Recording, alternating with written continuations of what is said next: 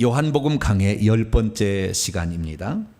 예수님의 12가지 신앙 고백에 대한 영적인 의미 세 번째 시간을 함께 갖도록 하겠습니다. 예수께서 누구신가라는 것은 매우 큰 주제이죠. 성경에서 요한복음 5장 39절에도 너희들이 성경에서 영생을 얻기 위하여 성경을 연구하지만 이 성경이 곧 내게 대하여 증언하고 있다. 그러니까 성경을 보게 될 때 예수님이 누구신지를 볼 수 있는 눈이 열려야 성경을 볼 수 있는 지각의 그 영역이 넓혀지는 거예요. 근데 하나의 재미난 이야기로 이렇게 성경을 보게 되면 이 성경은 그 이야기로 끝나는 거예요. 근데 거기에서 과연 예수 그리스도를 하나님께서는 어떻게 표현하고 있는가라는 사실을 볼 수 있는 눈이 열리게 되면 우리가 성경을 제대로 본 거죠. 성경을 제대로 봐야만이 요한복음 17장 3절 영생은 유일하신 참 하나님과 그의 보내신 자 예수 그리스도를 아는 것이라. 영생의 그 분량은 예수 그리스도를 아는 분량이 되기 때문에 영생의 분량이 늘어나는 거죠. 영생이란 영원한 생명으로서 아버지께서 주시는 것으로서 그 아버지의 생명의 분량이 충만한 사람일수록 나중에 우리가 천국에 가면 아버지의 보좌 앞으로 더 나아가는 거죠. 그렇기 때문에 저와 여러분은 이 예수 그리스도를 아는 것에 많은 힘을 쓰게 되시기를 바랍니다. 그래서 구약 시대도 아주 중요한 말을 했어요. 자, 우리 성경 하나를 볼까요? 호세아서 6장을 볼까요? 구약 성경 호세아 6장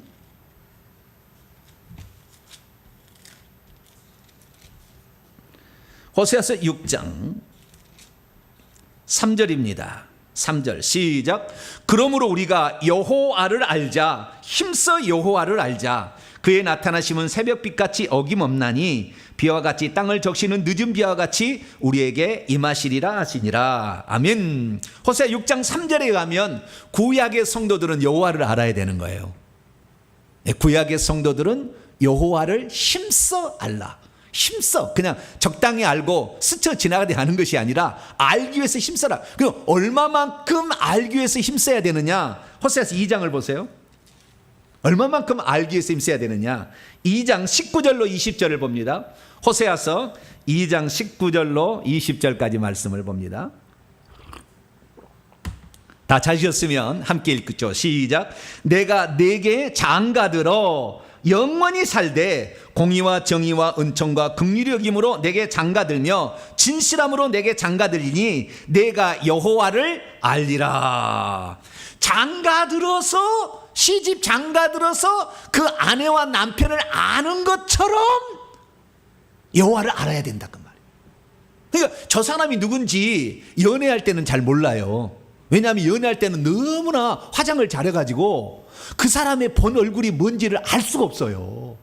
특히 연예인들은 더 그렇습니다. 연예인들은 그 화장을 하고 나오기 때문에 실제 맨 얼굴하고 많이 틀리대요. 그래서 저 사람이 그 사람인가? 그런다는 거예요.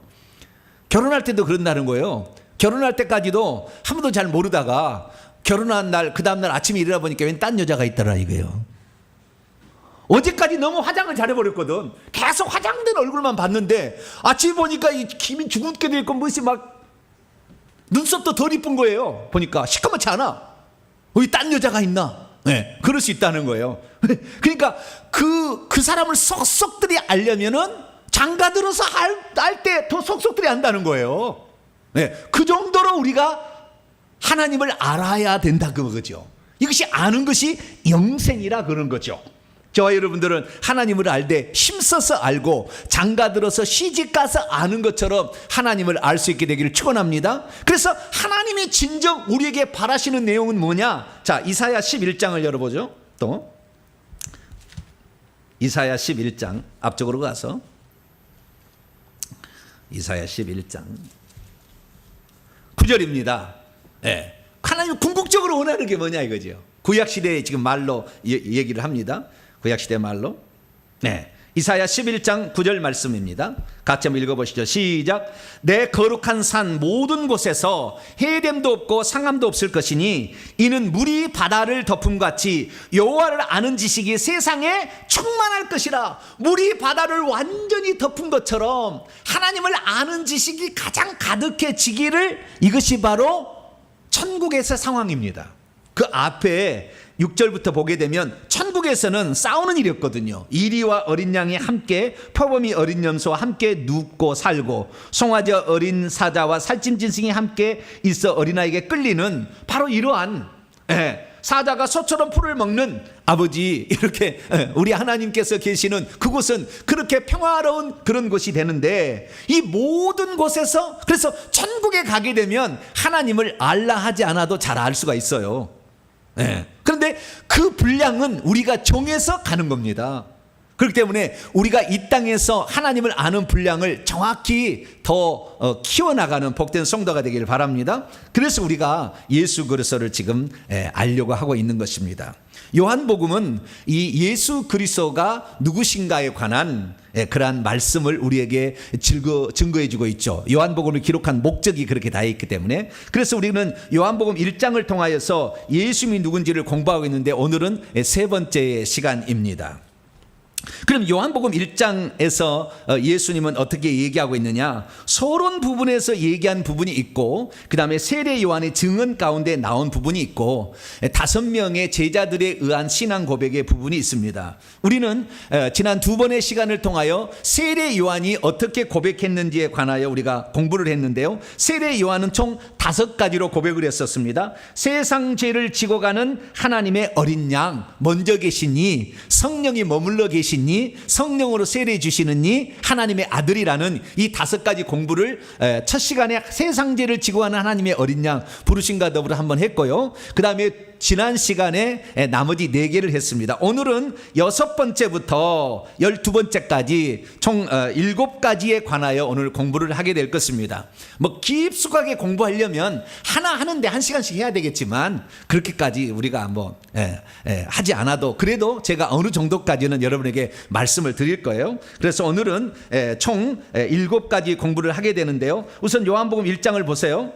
뭘 공부를 해야 되는 것인가? 첫 번째는 38절에 나와 있는 라삐어, 안드레와 그 사도 요한이 묻죠. 라삐어 어디 계시오니까 예수님을 라삐라고 고백했다. 이게 첫 번째 그거요. 그 다음에 안드레가 말하기를 우리가 안드레와 요한일 것 같은데, 41절에 보면은 우리가 메시아를 만났다. 이 메시아는 번역하면 그리스도죠. 그래서 두 번째는 예수님은 그리스도다. 첫 번째는 랍비다, 두 번째는 그리스도다, 이렇게 할 수가 있고요. 그 다음에 세 번째, 네 번째는 5번째는 45절에 3가지가 나와 있어요. 45절에 빌립이 나다나엘을 찾아 이르되 모세가 율법에 기록하니, 그 다음에 여러 선지자가 기록한 이, 마지막으로 요셉의 아들 나사렛 예수, 이 3가지가 여기에 나와 있습니다. 그리고 그 다음에 49절에 가면 하나님의 아들은 세례 요한을 때 공부를 했기 때문에 그건 생략하고, 이스라엘의 임금, 여기에 임금이란 말을 원문으로 보면 왕이라고 되어 있어요. 이스라엘의 왕. 우리가 성찬들이 되면 늘 그러잖아요. 이스라엘 왕이 나셨네. 이스라엘 왕이 나셨다고 하잖아요. 이스라엘의 왕이라는 의미가 무엇인가? 이스라엘 왕으로 고백되어졌죠. 그 다음에 51절 보면은 예수님이 친히 말하기를 인자 위에 오르락내리라. 이것은 5명의 신앙 고백은 아닙니다만 예수님이 스스로 자신을 지칭하는 표현이에요. 나라는 용어 대신에 쓴 용어거든요. 인자라고. 그래서 그 인자라는 말이 대체 무엇인가?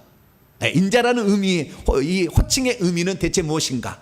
그래서 우리가 여기까지 살펴봄으로 총 12가지의 예수님에 대한 신앙 고백을 살펴보는 시간을 갖도록 하겠습니다. 오늘은 드디어 라삐부터 시작을 해보도록 하죠.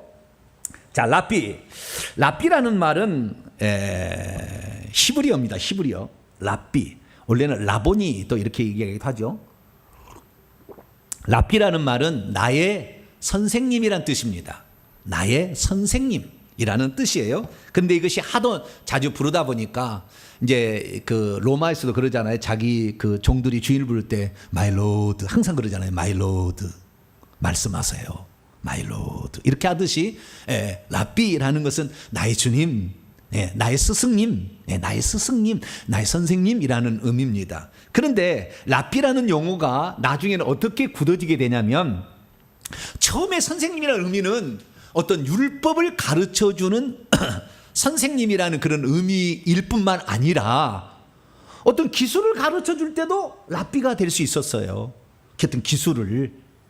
그러니까 율법을 가르쳐주는 율법 교사만을 지칭하는 게 아니라 다양한 것을 의미했는데 이스라엘 사람들이 나중에는 이 율법 학교를 졸업하고 정규 과정을 거쳐야만이 랍비라는 칭호를 주게 됩니다. 아주 뒤에 일어난 일이에요. 한참 뒤에 80년도 90년도에 일어난 일입니다. 근데 그 전에는 율법을 많이 알고 있는 사람들을 존경해서 랍비라고 이렇게 불러준 거예요. 아시겠죠? 그러다가 나중에는 고유명사처럼 바뀌었어요. 그때는 율법 교사라고 딱 이제 그 고정이 되는 개념이 되고 처음에는 그러진 않았어요. 그래서 이 존경하는 의미로 처음에는 랍비라는 것을 사용하게 되죠. 그런데 시간이 지날수록 이 랍비라는 의미는 어떻게 되느냐? 율법 교사라는 의미가 확장이 되어서 율법 교사를 의미하는 의미로 많이 쓰이게 되는 것이죠. 그래서 여기서도 마찬가지로 율법에 대해서 잘 아시는 분이라는 의미로 쓰여지고 있습니다.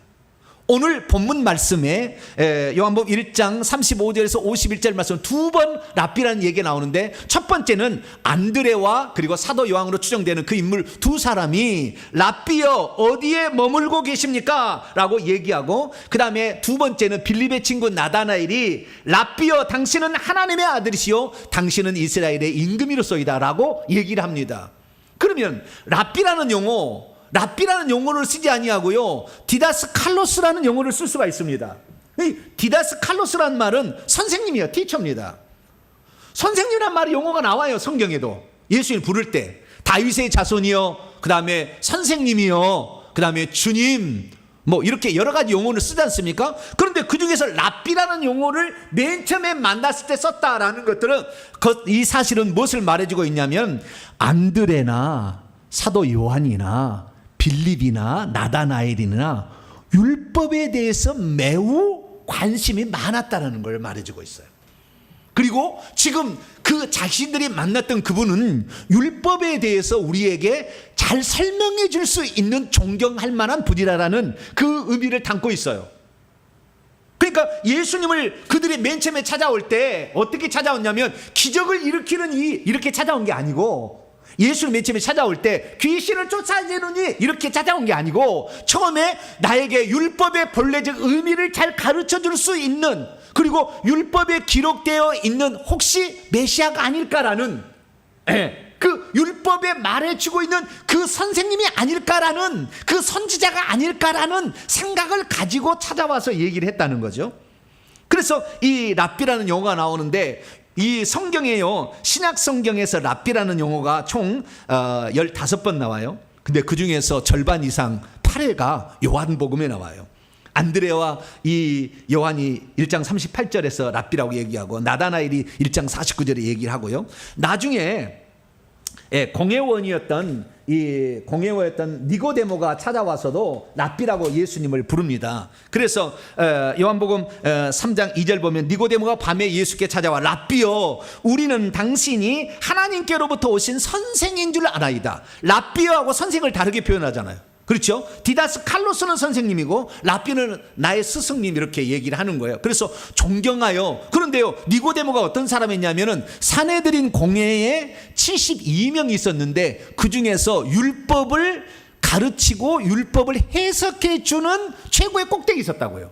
니고데모가 나중에 배우게 될 겁니다. 요한복음 3장에 가서 배우게 될 텐데 그렇게 율법의 전문가가 예수를 만날 때 랍비라고 불러줬다니까요. 그러니까 보통뿐이 아니라는 사실을 이미 사람들은 알고 있었어요.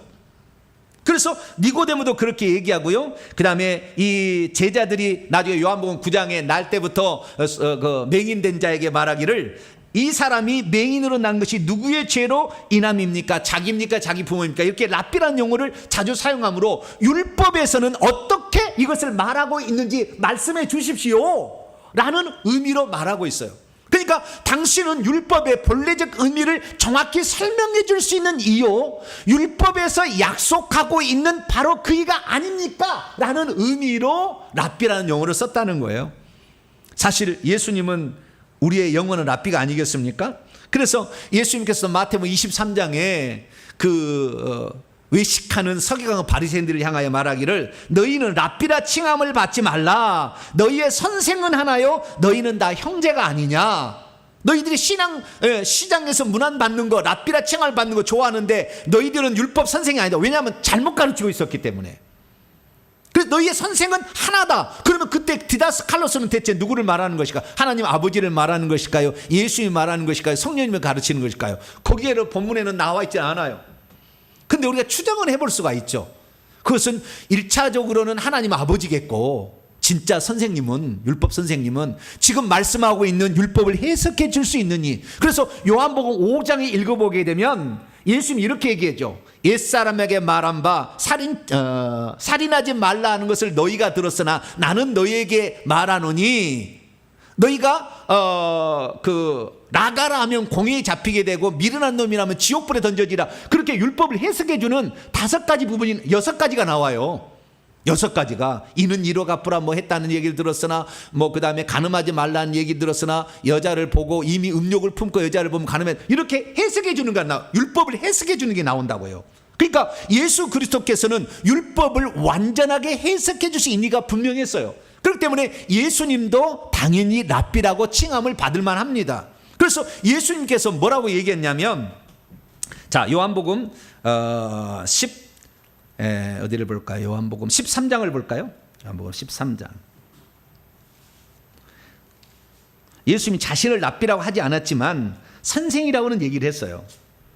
랍비라는 용어는 일종의 상당히 전문 용어니까 그러지 않고, 자 요한복음 13장 13절로 14절, 13절로 14절 볼까요? 시작. 너희가 나를 선생이라 또는 주라 칭하니 너희의 말이 옳도다. 내가 그러하다. 내가 주와 또는 선생이 되어 너희의 발을 씻었으니 너희도 서로 발을 씻어주는 것이 옳으니라. 나중에 막달라 마리아도 예수님 부활할 때 라보니라고 얘기를 하지 않습니까? 그래서 그때 예수님이 아니라고 얘기하지 않으세요. 그러니까 우리에게 율법을 가르쳐 주시는 진실한 이는 예수 그리스도밖에 없어요.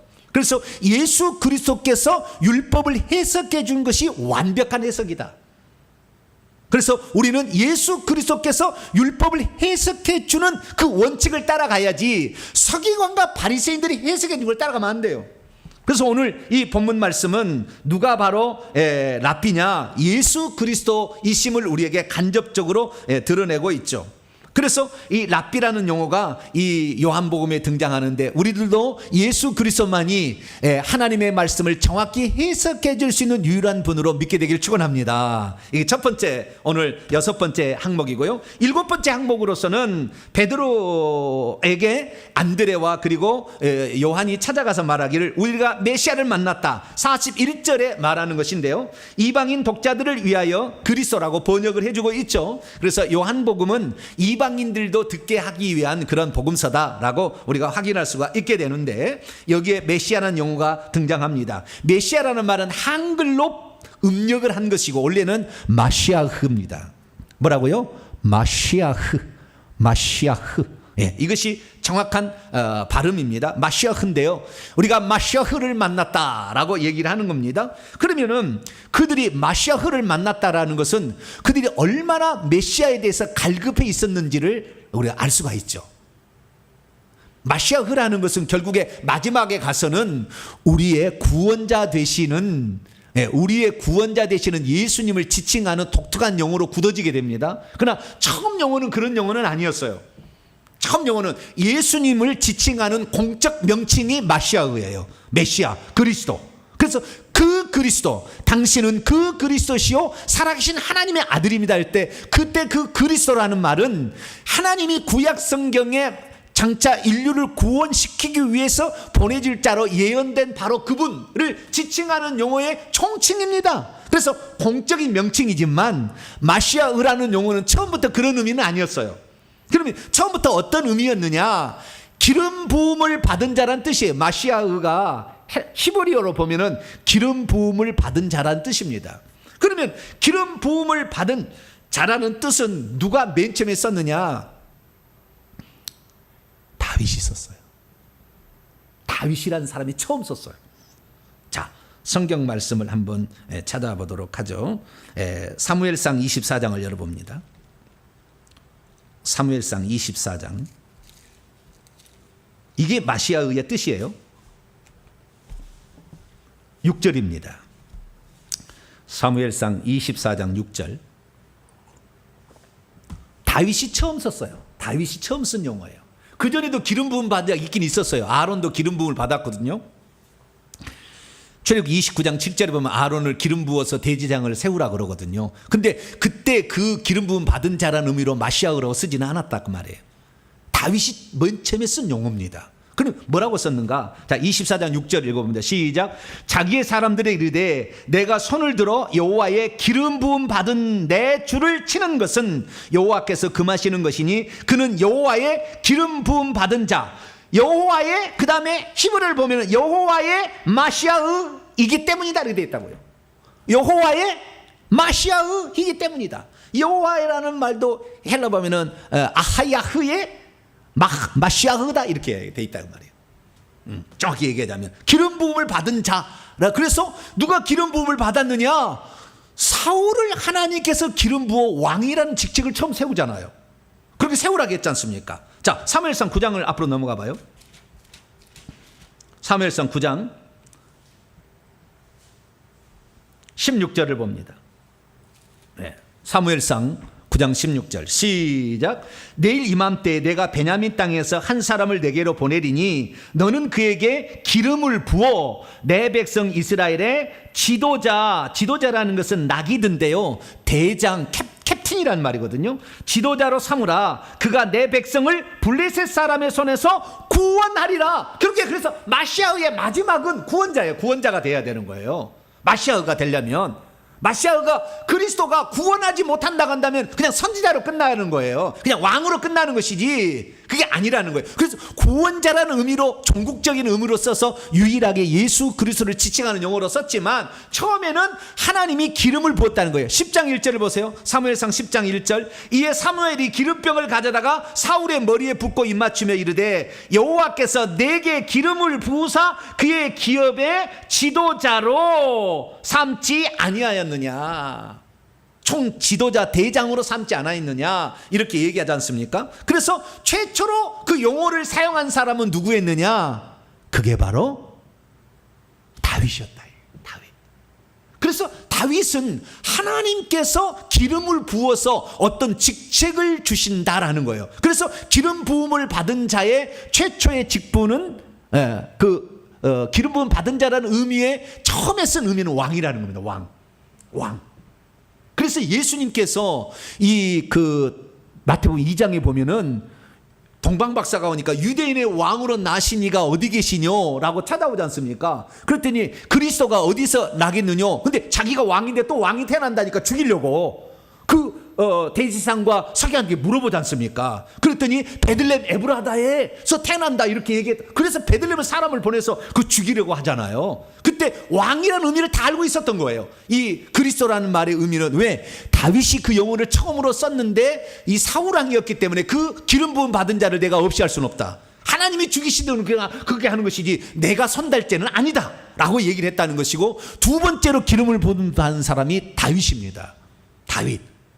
그리고 그 다음에 아들을 솔로몬도 기름 부음을 기원해서 기름을 받고 계속 기름 부음을 받아서 왕으로 세워져요. 그래서 왕이라는 직책, 어떤 공적인 사역을 진행하는데 이스라엘 백성을 저 주변의 나라로부터 구출해낼 자, 그런 의미로서 마시아의라는 용어를 썼다는 거예요. 그래서 그 마시아의가 장차 이 우리를 구원하러 오실, 그래서 철장번세로 악한 자를 멸하실 예수 그리스도라는 것을 시편 2편에 예언을 해놔요. 자, 시편 2편을 열어봅니다. 다윗이 쓴 거예요.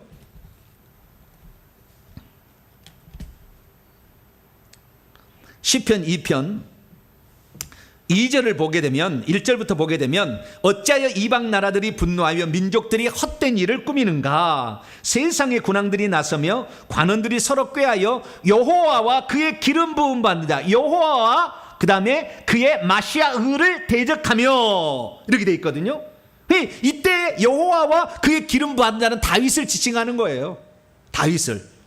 그래서 6절을 보니까 내가 나의 왕을 거룩한 시온에 세웠다 하시리로다. 나의 왕, 하나님께서 나의 왕을 땅에 세웠대. 다윗을 왕을 세웠다는 거예요. 그래서 왕적 신분을 처음에는 지칭하는 독특한 용어였다라는 것입니다. 그 왕은 어떤 것이냐, 이 9절 보니까 철장으로 만국을 깨뜨리고 질그릇같이 부스를 수 있는 자. 이게 나중에 요한계시록에 나오지 않습니까? 2장과 19장에 만왕양 만주의 주가 되시는 예수 그리스도, 철장 권세로 만국을 다스릴 남자아이, 이것을 지칭하는 거예요.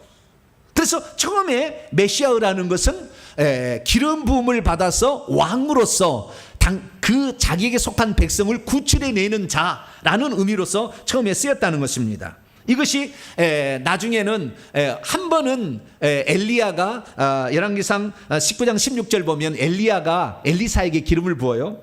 또 뭐 하사엘과 예후에도 기름 부어서 왕이 되게 하지만 한 번은 선지자에게 기름 부은 것이 딱 한 번 나오고요. 그 다음에 아론의 머리에 출애굽기 29장 7절에 아론의 머리에 기름 부어서 대제사장을 세울 때 또 기름을 부었다는 부분이 나옵니다. 그래서 우리가 오늘날 알고 있기는 기름 부음을 받은 자는 왕의 직책과 선지자의 직책과 제사장의 직책을 수행한다라고 얘기를 하지만 거의 99.9%는 왕직을 수행하는 거예요. 왕직을. 그래서 나다나엘의 신앙 고백 우리가 11번째 보게 됩니다. 자, 요한복음 1장 다시 봅니다. 이것이 그래서 나온 거예요. 그가 왜 이렇게 나왔느냐. 요한복음 1장 49절에 나다나엘이 대답하되 라삐여 당신은 하나님의 아들이시요 당신은 이스라엘의 왕이, 이게 왕이에요. 왕이시요 당신은 메시아란 그런 의미예요.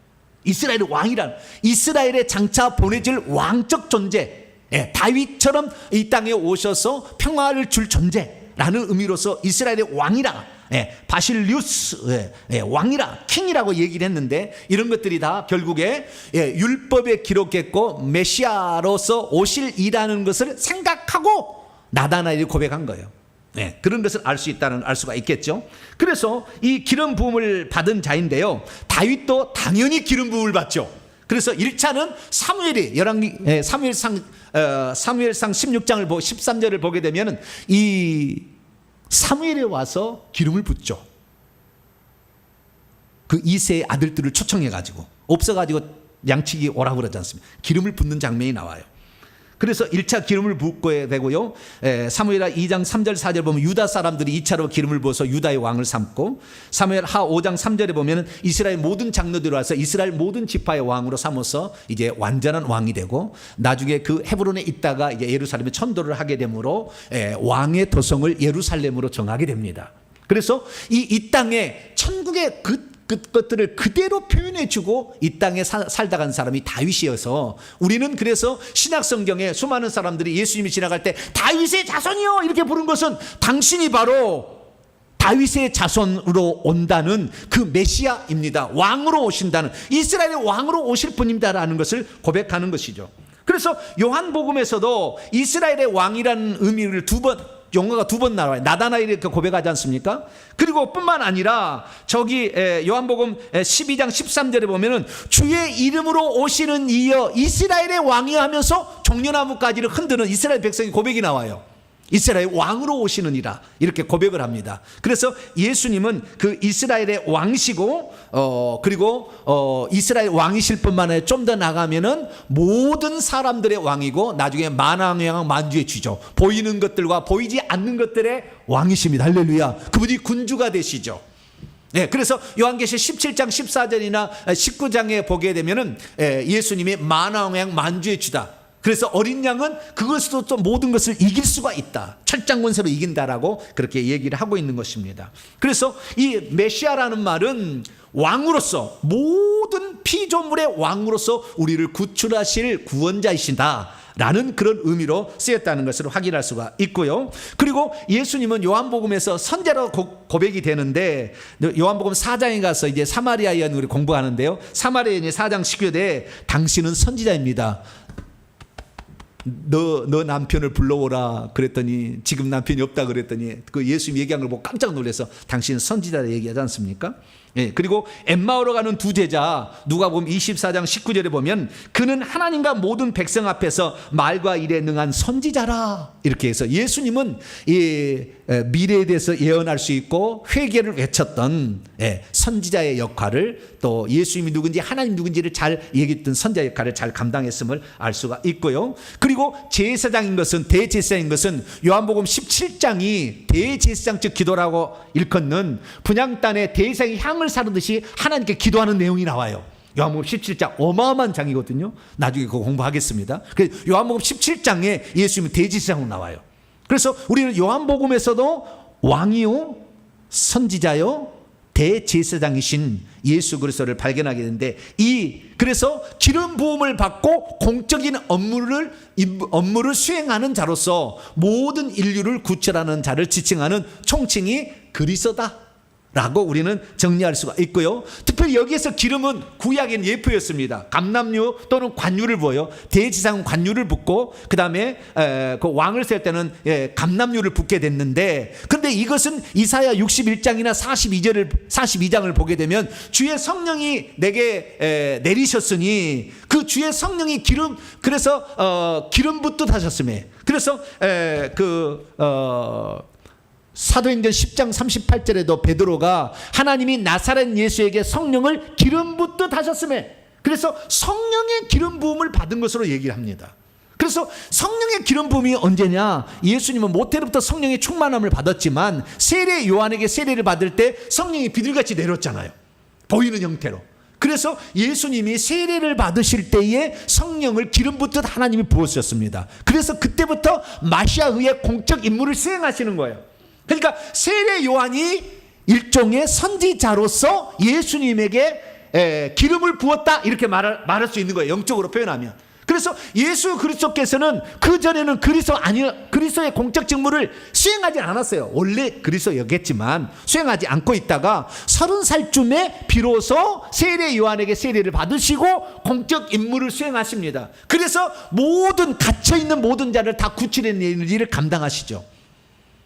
그러니까 우리가 오늘도 예수 그리스도를 믿게 되면은 갇힌 자로부터 노임을 받게 되는 줄 믿으시기 바랍니다. 귀신에게 속박에서 벗어날 수 있고 질병의 노예에서 벗어날 수 있다는 것이죠. 그래서 그분을 주님 나의 그리스도신 나의 마시아이시여 나를 모든 갇힘에서 나를 놓아 주시옵소서. 주의 은혜의 해를 나에게 비추사 자유와 해방을 주시옵소서. 이렇게 기도하게 되면 하나님께서 우리 기도를 들으실 줄로 믿습니다. 그리고 그 다음에 이제 1장 45절에 나와 있는 세 가지 표현을 배우도록 하죠. 8번째, 9번째, 그것을 10번째까지 나사렛 사람이라까지 세 가지를 배웁니다. 첫 번째는 율법에 기록된 입니다. 45절 빌립이 나다나엘을 찾아 이르되 모세가 율법에 기록하였고 여러 선지자가 기록한 그의 를 우리가 만났으니 요셉 아들 나사렛. 여기 세 가지가 나옵니다. 첫째, 모세가 율법에 기록하니. 이게 창세기, 출애굽기, 레위기, 민수기, 신명기에 모세가 기록했던 일을 만났다고 빌립이 공부를 많이 했어요. 빌립이 좀 서양물을 먹었어요. 이름도 서양식 이름이에요. 그래서 외국에 가서 공부를 했던 것 같아요. 빌립이. 그 빌립이 헬라어를 잘 썼는데 빌립이 나다나엘 율법 연구를 위해서 무화과나무에서 공부하고 있었던 그를 찾아서 뭐라고 얘기하냐면은 모세가 율법에 기록하였고 너 율법 잘 알지? 여러 선지자들이 너 선지자들이 예언 잘 알지? 그분을 내가 만났어. 그분이 누군지 알아? 나사렛 요셉의 아들 나사렛. 요셉의 아들은 뭔지를 잘 모르겠지만 나사렛 예수에게 이런 말에 나다나엘이 충격을 받아요. 나사렛에서 무슨 총구석에서 갈릴리 총구석에서 무슨 선지자가 나 이렇게 생각을 한 거예요. 좀 이따 나사렛 사람이라는 얼마나 큰 의미가 있는지는 좀 이따 제가 설명하겠습니다. 그런데 앞에 두 가지는 뭐예요? 네가 율법 잘 알지? 너 선지자들의 예언을 잘 알고 있지? 그 선지자들이 기록했고 율법이 기록한 분이 여기 있어 라고 처음에는 소개했다는 거예요. 뒤에는 좀 생략했으면 좋겠는데 우리를 위해서 얘기를 했는 것 같아요. 왜냐하면 우리같이 우진한 자도 처음에 들을 때 깨달을 수 있도록 하려고, 그래서 우리를 위해서 얘기한 게 아닌가 싶은데, 어쨌든 앞에 두 개만 얘기했으면 귀가 쫑긋했어요. 그래? 그분이 어디 계신데? 이렇게 얘기했는데 뒤에서 요셉의 아들 나사렛, 에이 나사렛에서 무슨 선한 것이 나요, 이제 이렇게 얘기를 해본 거예요. 근데 그것은 엄청나게 큰 뜻이 있어요. 좀 이따 제가 설명하겠습니다. 자, 그럼 먼저 율법에 기록되니라고 얘기한, 율법에 이 그리스도 예수님은 뭐라고 기록되어 있을까요? 그건 뭐 엄청나게 많은 가 있는데요. 제가 창출 레미신에서 나와 있는 것 중에서 간단간단히만 제가 얘기를 하겠습니다. 창세기 보면은 창세기 3장 15절에 여자의 씨로 온다고 그랬다고요. 여자가 처녀, 여자의 씨로, 여자가 낳는다. 마리아가 낳는 거예요, 메시아를. 요셉이 낳은 게 아니고. 여자의 씨로 온다 이렇게 했고요. 두 번째 창세기 22장 17, 18절 보면은 아브라함의 씨로 온다고 그랬어요. 그래서 아브라함의 씨는 대적의 성문을 차지하고 천한 만민이 복을 받게 한다고 그랬어요. 그래서 아브라함의 씨로 온다겠지만 이 창세기 18장 10절과 14절 보면은 여호와께서 이 아브라함과 그 다음에 사라에게 말하기를 내가 내게로 다시 오리니 내 아내 사라에게 아들이 있으리라. 그래서 그때 여호와께서 아들로 오실 분이라고 예언되어 있다고요. 이것이 요한복음 8장 24절 28절 58절에 그 아브라함이 말했던 내가 아들로 온다는, 그래서 나는 나니라, 에고 에임이라는 용어를 그때 사용하죠. 8장에 더 자세히 또 배우도록 하겠습니다. 그래서 하나님께서 아들로 오신다라는 것을 창세기에서 예언했던 바로 그분이라는 거예요. 뿐만 아니라 출애굽기로 넘어가게 되면 출애굽기에서는 뭐라고 나오느냐, 출애굽기 12장에 넘어가게 되면 유월절 어린 양, 고린서 5장 7절에 나와 우리의 유월절 어린 양이 희생되었다 얘기하지 않습니까? 그래서 우리를 죽음의 세력으로부터 건질 수 있도록 자신의 피를 흘려서 우리의 죄를 용서해 줄 수 있는 이로 나오는 거죠. 이게 출애굽기 12장 5절 6절에 나와 있죠. 뿐만 아니라 그분은 누구냐, 출애굽기 16장이 넘어가게 되면 광야의 만나예요. 뭐라고요? 광야에 내리는 만나. 그러니까 예수님께서 요한복음 6장에 이렇게 얘기하죠. 자, 요한복음 6장 열어봅시다. 나중에 요한복음도 6장 공부합니다. 요한복음 6장 48절에서 51절까지, 요한복음 6장 48절에서 51절까지 말씀을 또 봅니다. 시작. 내가 곧 생명의 떡이니라. 너희 조상들은 광야에서 만나를 먹었어도 죽었거니와 이는 하늘에서 내려온 떡이니 이것은 사람으로 하여금 먹고 죽지 아니하게 하려는 것이니라. 나는 하늘에서 내려온 살아있는 떡이니 사람이 이 떡을 먹으면 영생하리라. 내가 줄 떡은 곧 세상을 위한 내 살이니라 하시니라. 예수님 몸과 살과 피가 결국에 우리의 생명을 주기 위해서 이 땅에 온 하나님의 살아있는 떡이라 이렇게 얘기를 하므로, 예수님이 그래서 베세다 들녘에서 오병 이어의 기적을 일으키는 것은 예수님이 참떡이라는 것을 가르쳐 주기 위함이에요. 나중에 요한복음 6장에 가서 정확히 배울 겁니다. 그래서 예수님은 하늘에서 내려와서 우리의 영혼의 생명을 주는, 육신의 양식이 아닌 영혼의 생명을 주는 양식이다. 예수 그리스도의 그 말씀을 의미하는 겁니다. 결국에 예수님이 말씀이고 그 말씀이 육신이 되신 분이기 때문에 말씀인 거예요. 그 말씀을 믿을 때 이 영생의 말씀이 계심에 우리가 어디로 가오리까 하듯이 그 예수 그리스도의 말씀을 우리가 영생으로 취하게 되는데, 그 예수님이 바로 생명의 떡이라는 것이 바로 구약의 출애굽기 16장의 만나로, 이것이 무엇이냐, 가시 같기도 하고 하얗게 생긴 그 아침에 이슬 내릴 때 내린 거, 그것을 말해주고 있는 것이죠. 뿐만 아니라 이 출애굽기에 보게 되면 성막을 짓게 되는데 그 성막의 대제사장, 기름 부음을 받은 그 대제사장, 그것이 요한복음 17장에 이제 기도로 나오죠. 그래서 성막의 대제사장도 그렇게 나오고요. 뿐만 아니라 이제 신명기에 넘어가게 되면, 레위기로 넘어가게 되면, 창세기 출애굽기 레위기로 넘어가게 되면 레위기 16장에 보면 속죄일 제사가 나오는데 그 속죄일 제사 때 아사셀 양이 나와요. 아사셀 양. 그래서 우리의 짐을, 안수를 받고 짐을 대신 지고 성 밖에 가서 죽는 아사셀 양, 바로 그 레위기에서는 아사셀 양이라고 그렇게 나오고 있고요. 그 다음에 창조, 레위기, 민수기 21장을 읽어보게 되면 노뱀으로 나와요.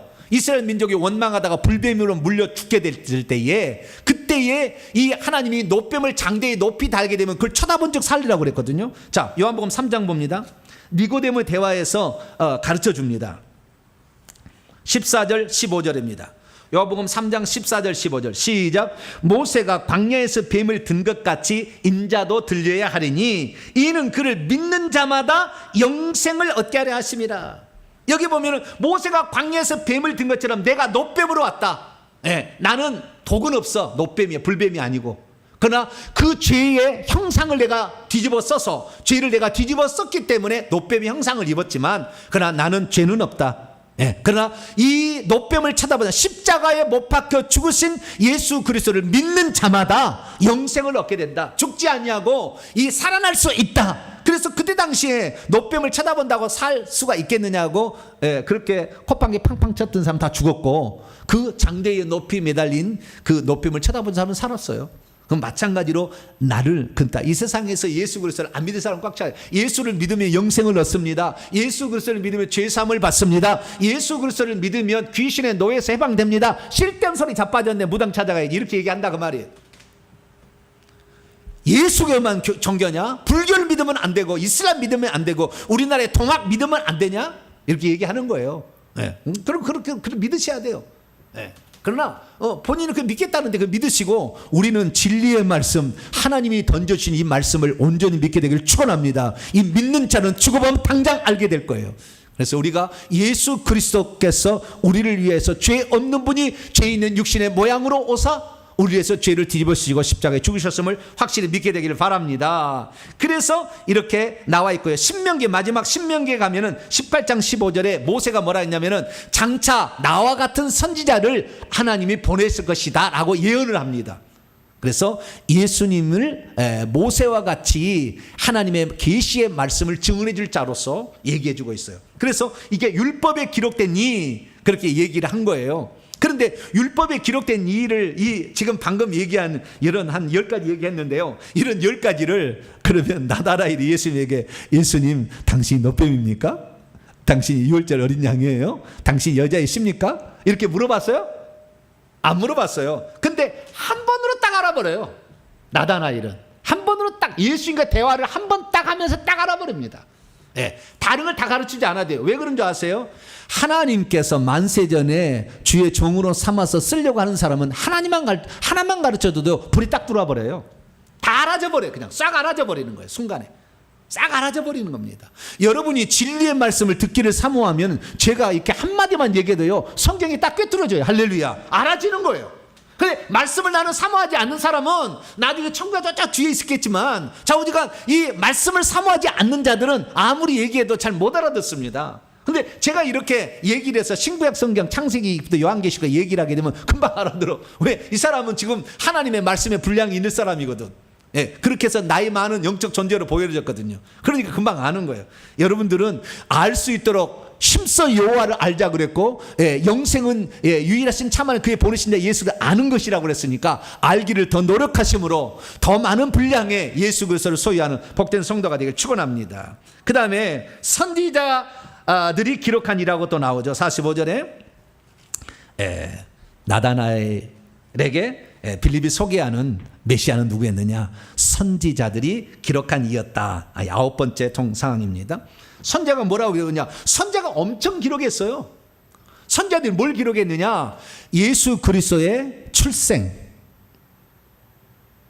예수 그리스도의 출생지, 예수 그리스도의 그 다음에 혈통, 그 다음에 예수 그리스도의 공생애, 예수 그리스도의 십자가의 죽음, 고난과 죽음, 예수 그리스도의 부활, 예수 그리스도의 성천, 예수 그리스도의 재림까지, 보좌 우편에 앉아 재림까지 다 예언해놨어요.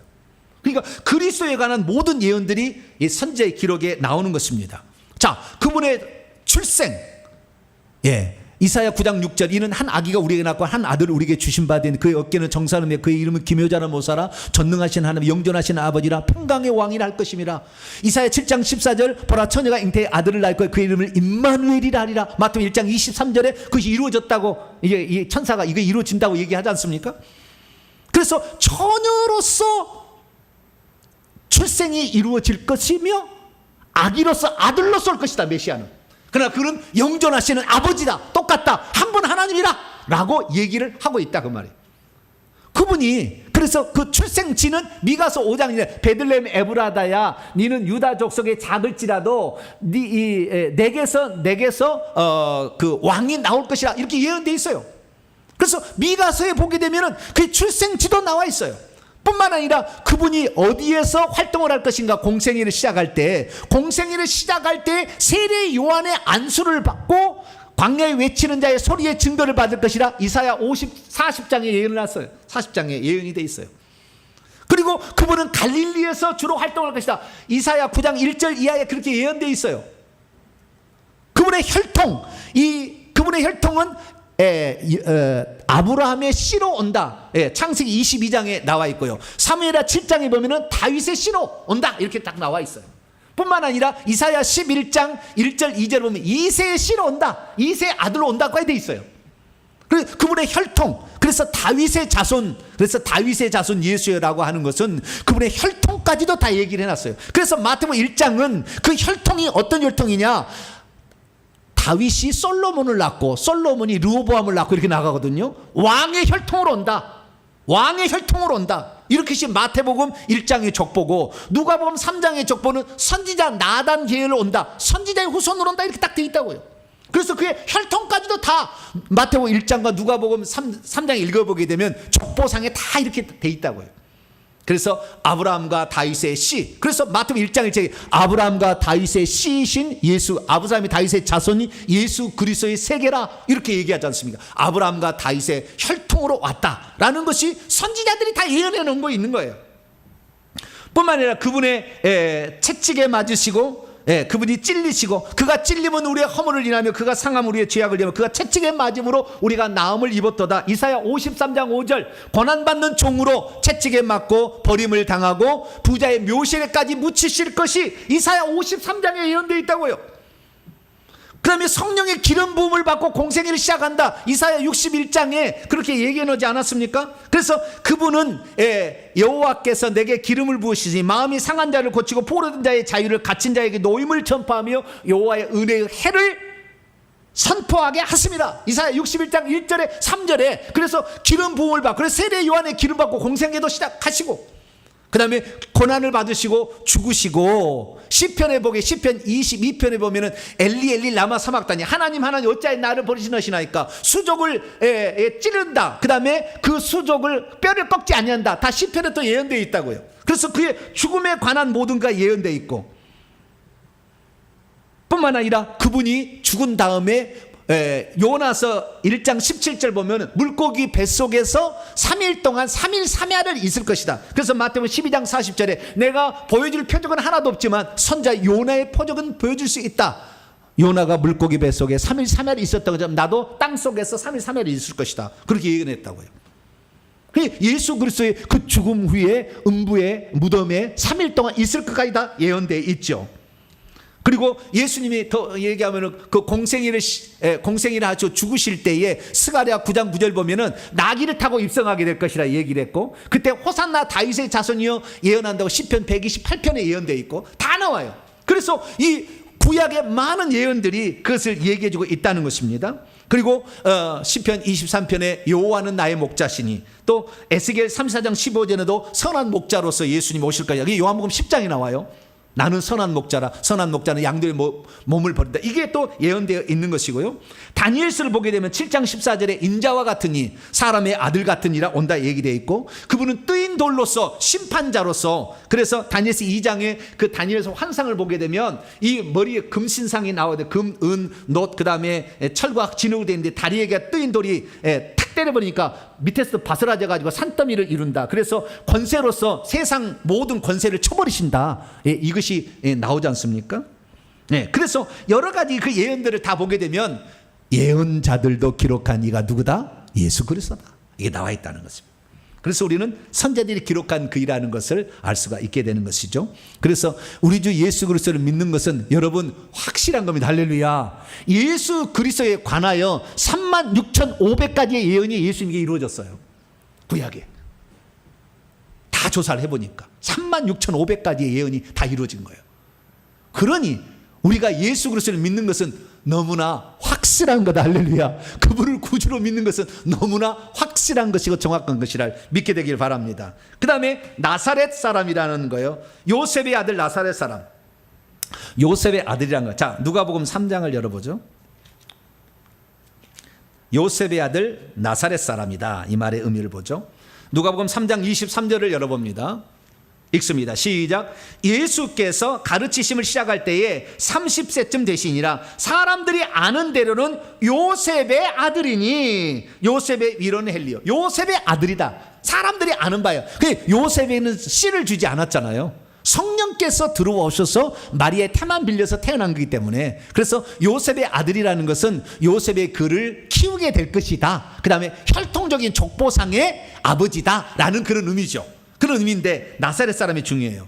뭐가 중요하다고요? 나사렛 사람이 중요해요. 왜냐하면 46절 요한복음 1장 46절에 나단이 뭐라고 했냐면 나사렛에서 무슨 선한 것이 날 수 있겠느냐, 그런 총구석에 뭔 일이 있겠느냐라고 무시를 한다 그 말이에요. 그런데도 와보라 하고 강제로 데려왔더니 예수님께서 저는 참 이스라엘 사람으로서 이 속에 간사한 것이 없다. 나를 아시오? 빌립이 너를 무화과 나무 아래에서 부르러 가기 전부터 내가 너를 보고 있어. 깜짝 놀라는 거잖아요. 당신은 랍비여, 당신은 이스라엘의 하나님의 아들이시요, 당신은 이스라엘의 왕이십니다. 벌써 다 알아봐 버려요. 그냥 예수님의 눈빛을 보면 알아봐 버려요. 그 빌라도가 예수님을 신문할 때요, 예수님 오시라고 그랬어요. 그 빌라도의 고백에 나와요. 예수님이 딱 오지 않습니까? 예수님이 딱 이렇게 오니까요, 빌라도가 그 예수님 눈빛을 봅니다. 오라고 신문하려고 오라고 할 때, 그때 눈빛을 딱 보는 순간 빌라도의 다리가 덜덜덜 떨렸다고 나와요. 모든 것을 꿰뚫어 보는 그 눈을 볼 때 자신이 흔들렸다고 그래요. 그 고백이 나온다니까요. 그러니까 우리가 예수님을 굳이 설명하지 않아도 그분을 딱 만나버리면 그 앞에 무릎을 탁 꿇어버려. 할렐루야. 예수님을 안 만난 사람이 예수님이 이러쿵 저러쿵 무슨 서양의 신이고 무슨 종교 창시자고 얘기하지, 예수 한번 만나보세요. 그냥 무릎을 탁 꿇어버려요. 그냥. 여러분들은 그렇게 예수님을 보지 않아도 믿는 자가 복되다. 나중에 요한복음 20장에 나오는데, 보이지 않아도 말씀을 듣는 것으로 말미암아 여러분의 영혼이 예수의 이름에 무릎을 꿇게 되길 축원합니다. 그분이 진짜기 때문에 그러는 거예요. 탁 알아버리는 거예요. 저도 예수님을 처음에 예수님을 만났는데 무릎이 팍 꿇어져요. 그냥 팍 꿇어집니다. 쳐다볼 수가 없어. 쳐다볼 수가 없어. 그분은 쳐다볼 수가 없어요. 흰옷을 입고 그 빛나는 옷을 입고 있는데요, 쳐다볼 수가 없어.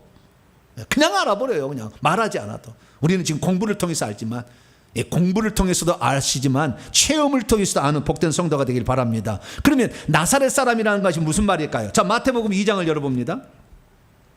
마태복음 2장 23절이에요. 마태복음 2장 23절 읽습니다. 시작. 나사렛이란 동네에 가서 그분이 사시니 이는 선지자로 하신 말씀에 나사렛 사람이라 칭하리라 하심을 이루려 성취하게 하려 하심이라. 나사렛 동네에 예수님이 가서 사신 이유가 뭐냐? 네? 어렸을 때에 그의 부모가 나사렛 살았잖아요. 요셉과 마리아가 나사렛 살았잖아요. 그러다가 애 낳을 때는 베들레헴 갖다 놨다가 헤롯이 죽이려니까 애굽으로 피신했다가 한 조금 있다가 돌아오지 않습니까? 그래서 나사렛 사셨어요. 그런데 나사렛 사신 것은 왜 나사렛이냐? 나사렛 사람이라고 일컬을 것이다, 불리워질 것이라고 하는 예언의 말씀을 성취되게 하려 하십니다. 그러니까 구약의 예언에 이런 나사렛 사람이라고 예언되어 있을 거라는 거잖아요. 이 말은. 그러면 구약에 나사렛 사람이란 말이 과연 나오느냐? 우리는 히브리어이기 때문에 우리는 잘 몰라요, 이것을. 히브리어이기 때문에. 히브리어는 모음에 따라서 음가가 틀려지잖아요. 찾기가 쉽지 않아요. 그런데 알 수 있는 것은 뭐냐? 알 수 있는 것은 우리가 이 나사렛이라는 이 말이 무엇을 의미하는지를 성경에 찾아볼 수가 있어요. 그것은 지금까지 찾아낸 바에 의하면 두 가지예요. 하나는 그분이 나자르인이다, 나시르인이다 라는 말로 의미합니다. 이것은 우리 개혁성경에 나실인이라고 번역된 겁니다. 뭐라고요? 나실인이라고 번역이 된 겁니다. 자, 사사기 13장을 열어봅니다. 나실인이라고 최초로 불려진 인물은 삼손입니다. 삼손.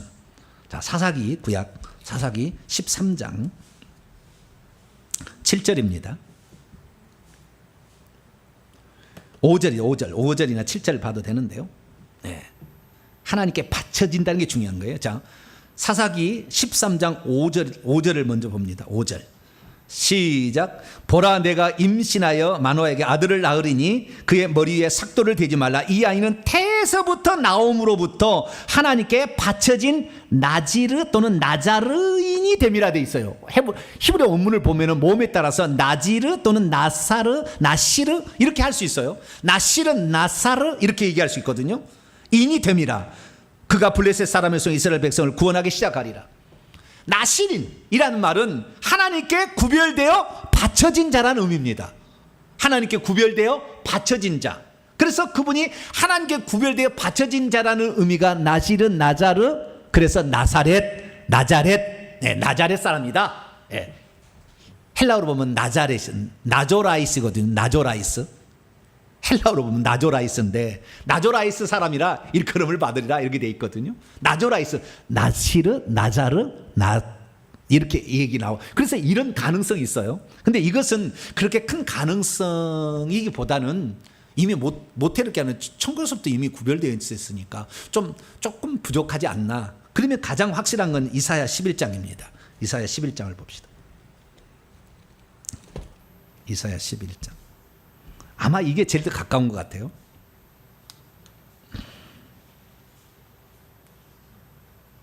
이사야 11장 1절을 보면 이새의 줄기에서 한 싹이 나며 그의 뿌리에서 한 가지가 나서 결실할 것인데 그의 위에 여호와의 영이 강림하시는데 이분이 바로 이새의 줄기, 이새의 씨에서 후손이 나와서 메시아가 나온다라는 예언이거든요. 그런데 여기에 보면은 이새의 줄기가 아니고 원문을 봅니다. 이사야 11장 1절. 이새의 구루터기에서 한 가지가 나서 가지가 날 것이야. 한 가지가 올라올 것이며 그의 뿌리에서 한 싹이 나서 열매를 맺을 거예요. 그러니까 거꾸로 번역되어 있어요. 한글은 지금. 한글은 거꾸로 번역돼요. 한 싹이 아니고 한 가지가 올라오고 가지가 돋을 것이며 그의 뿌리에서 한 싹이 올라오는 거예요. 뿌리에서 가지가 올라오는 것이 아니라 뿌리에서 싹이 올라오고 그 줄기에서 가지가 올라오는 거예요. 그러면 히브리어를 보게 되면 뭐라고 하냐면은 이새의 줄기에서 한 싹이 날 때 싹은 호테르라고 돼 있어요. 그러니까 이 줄기에서 이렇게 올라오는 것은 뭐예요? 호테르라고 부르고 그 다음에 이 뿌리에서 이렇게 올라오는 게 있다. 뿌리에서 올라오는 것은 넷제르라고 합니다. 뭐라고요? 넷제르가 올라온다래. 제가 여러분 이해를 위해서 제가 사진 하나를 준비해 왔는데요. 사진을 좀 보도록 하죠. 이게 지금 감람나무예요. 예수님 당시에 겟세마네 동산에 있었을 것으로 추정되는 나무입니다. 2000년 넘었어요. 계속 부풀려가지고 그렇게 커졌어요. 근데 이 감람나무가 위에서 새로운 싹이 올라와서 저렇게 색깔이 틀리죠. 아래하고 위하고. 그렇죠? 새로운 가지가 올라온, 가지에서 가지가 아시겠죠? 그 줄기에서 가지가 올라온 게 하나 있잖아요. 그것을 뭐라냐? 호테르라고 부릅니다. 호테르. 줄기에서 올라오는 가지 뭐라고요? 호테르라고 부릅니다. 그런데 이 뿌리에서 뿌리에서 올라오는, 여러분 잘 안 보이는데 뿌리에서 한 작은 지금 싹이 올라가고 있어요. 근데 이건 잘 안 보이는데 제가 아침마다 이렇게 요즘에 제가 건강 때문에 산책을 다니는데 산책에서 제가 찍은 사진입니다. 왼쪽의 사진을 보게 되면 줄기에서 한 가지가 올라왔죠. 새로운 싹이 가지가 올라온 거죠. 그렇죠? 왼쪽에 보면은 가지가 오른쪽을 보게 되면 그 뿌리에서 올라오는 세 가지 싹이 이렇게 올라온 게 있죠. 그래서 줄기에서 올라오는 가지는 호테르, 뿌리에서 올라오는 싹 이 가지는 넷제르라고 한다는 거예요. 넷제르. 그래서 그 넷제르와 호테르가 다르는데 그 용도가 달라요. 용도가. 자, 이 줄기에서 올라오는 것은요, 막대기로 씁니다. 막대기로. 목자가. 그 다음에 뿌리에서 올라오는 것은 지팡이로 쓰는 거예요. 지팡이로. 뿌리에서 올라오는 넷제르는 지팡이로 쓰는 거예요. 용도는 어떻게 다르냐? 용도는 이렇게 다르는 거예요. 여러분, 양떼를 이끌 때는 지팡이로 이끄는 것이고요, 양떼를 해치러 오는 존재를 내리칠 때는 막대기로 내리치는 거예요. 용도가 달라요. 그래서 이 사진이 이렇게 나와 있는데, 막대기는 옆구리에 차죠. 막대기. 호테르는 옆구리에 차고, 그 다음에 손에 들고 있는 건 지팡이에요. 모세도 지팡이를 들었죠. 그 지팡이는 넷제르입니다. 넷제르. 지팡이를 드는 거예요. 그렇게 이렇게 하는 것인데, 이것은 무엇을 의미하느냐 하면은 간단한 거예요. 이것은 무엇을 의미하느냐? 예수님은 원래 하나님으로부터 인간이 창조되잖아요. 그런데 예수님은 이세의 후손으로 오는 거잖아요. 아들이었으니까. 그렇게 맞아요. 그러나 예수님은 동시에 뭐 했냐면은 하나님 자체로부터 올라오신, 하나님부터 나오신이라는 거예요. 이세 후손이 아니라, 이세도 만든 분이에요. 그분이, 하나님 원래 한 분이 그분이 만들었는데, 우리 나무를 사람을 창조했는데, 그분이 우리를 구원하기 위해서 싹으로 올라온 거예요. 넷제르로 올라온 거예요. 그래서 그분이 넷제르인이라 라고 말하는 것은 그분이 우리의 창조주이시다. 그래서 예수님은 다윗의 후손이 아니라 다윗의 뿌리시다 라는 말과 동일하게 의미로 쓰여진다, 그겁니다. 그래서 예수님께서 우리를 위하여 하나님이 사람 되어셔서 오신 분임을 믿으시기 바랍니다. 그것을 이 나사렛 사람이라, 그래서 넷제르에서 예수님이 사시게 된 것이다 라는 사실을 알 수가 있게 되는 것이죠. 그리고 예수님이 태어난 장소는 나는 떡이라 하기 때문에 떡집, 베들레헴이란 벳이란 말은 집이란 말이고, 을레헴은 떡이라는 떡집에서 예수님이 태어나시고, 그 다음에 넷제르에서 사셨다. 이 예수님은 하나님으로부터 나오신 분으로서 사셨다라는 것을 말해주고 있습니다. 마지막 이스라엘 왕은 아까 제가 간단히 설명했는데요. 이스라엘 왕은 예수님이 이스라엘 왕이시다라는 것을 나다나엘과 이스라엘 백성들이 종려나무 가지고 흔들며 얘기했다라는 것이어서 그분은 왕 메시아다는 알 수가 있고요. 마지막으로 인자입니다. 사람의 아들인데요. 그것은 예수님이 당신 자신을 지칭하는 용어예요. 그러니까 나라는 말을 대신에 인자가라는 말을 쓰죠. 그래서 인자라는 말을 쓰게 되는데, 이 인자라는 말은 결국에 예수님이 사람의 아들, 사람이라는 뜻입니다. 나는 하나님이지만 사람으로 왔다라는 거죠. 그래서 사람이시기 때문에 그분은 배고프시기도 하시고 눈물도 흘리시고, 때로는 피곤하셔서 요한복음 4장에 읽어보면 사마리아 행로에 고나여 지쳐서 이렇게 그 우물가에 멈춰서 있는 장면이 나오죠. 그래서 예수님은 그런 인성을 지으셨다는 말 의미뿐만 아니라, 인성을 지으셨기 때문에 고난 받을 수 있으시고 죽을 수 있었고 다시 살아날 수가 있죠. 그래서 인자라는 용어는 예수님이 사람으로서 고난받고 핍박받고 죽음을 겪는다라는 의미입니다. 그런 의미로 늘 인자라는 용어를 쓰게 되고, 그래서 그 인자로서 예수님이 사셨기 때문에 하나님께서 그를 죽은 자 가운데서 부활시키시고 하나님 보좌 우편에 앉히시며 다시 재림하셔서 심판하게 하는 권한을 주셔요. 그래서 인자라는 용어는 세 가지 중요한 의미를 가지고 있는데, 마태복음 9장 6절 보면 인자가 세상에서 죄를 사하는 권세가 있다. 대신 죽었기 때문에 인자는 죄 사할 수 있는 권세가 있고요. 그 다음에 요한복음 5장 27절에 의하면 인자됨으로 말미암아 심판하는 권한을 주셨다. 예수님도 똑같이 인생을 사시면서 이기셨기 때문에 우리들도 심판하실 수가 있으시다. 심판주라는 얘기를 하고 있고요. 그 다음에 예수님께서 인자가 되셔서 하나님 말씀에 사람으로서 순종을 하시고 죽기까지 복종을 하셨기 때문에 만왕양 만주의 주가 되시고 모든 이름 위에 뛰어난 이름이 되셔서 그분을 왕이 되게 하셔요. 그래서 마태복음 19장 28절에도 인자가 자기의 영광의 보좌에 앉을 때에 나를 따른 너희도 그분의 보좌 12보좌에 앉아 이스라엘 12지파를 심판하리라, 그렇게 얘기할 수 있는 것입니다. 그래서 그분이 왕위에 오르셨고 그것이 우편에 앉으셨으면 표현되어 있죠. 마태복음 26장 64절에도 인자가 권능의 우편에 앉는 것과 하늘 구름을 타고 오는 것을 내가 보리라.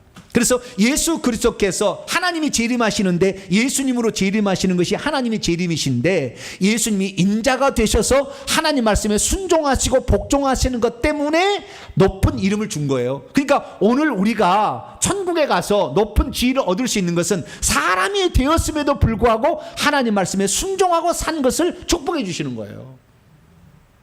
그래서 우리는 지금 천국에서 들어갈 어떤 지위를 얻을지 아무것도 결정이 되지 않고 우리가 이 땅에 어떻게 사느냐에 따라 결정이 되는 것입니다. 여러분들은 하나님 말씀에 순종하고 살게 되길 축원합니다. 하나님 맡겨주신 일들에 충성할 수 있게 되길 축원합니다. 그럴수록 하나님은 나중에 여러분들에게 심판하는 권한도 주시고 왕자에 앉는, 그래서 14만 4천의 보좌에 앉는 그런 영광을 주시기 때문에 여러분도 그런 영광의 보좌에 앉기까지 더욱더 충성할 수 있게 되기를 축원합니다.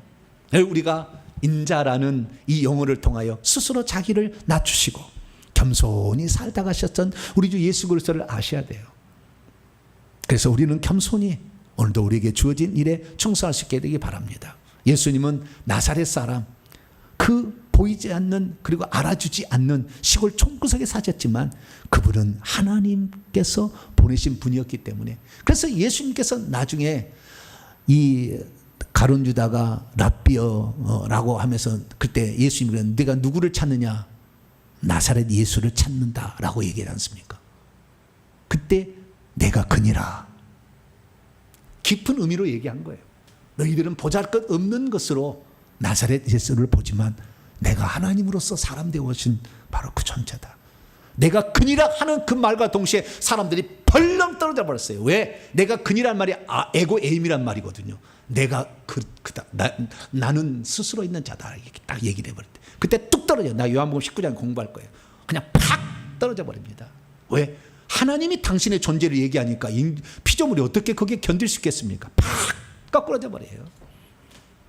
우리는 스스로 하나님이신데 낮추셔서 나사렛 사람이라 칭함을 받으셨던 그분처럼 겸손히 사셔서 여러분의 나중에 하나님께서 인정해 주시는 높은 지혜에 속하는 그런 자가 되시기를 간절히 바랍니다. 거룩하신 하나님 감사합니다. 오늘 예수 그리스도께서 누구신가 7가지 신분에 대해서 들었습니다. 이 예수 그리스도를 나의 주님으로 영원토록 모시며 살 때 예수님 본받아 겸손히 살아가는 저희들 되게 해 주옵소서. 우리 주 예수 그리스도의 이름으로 기도하옵나이다.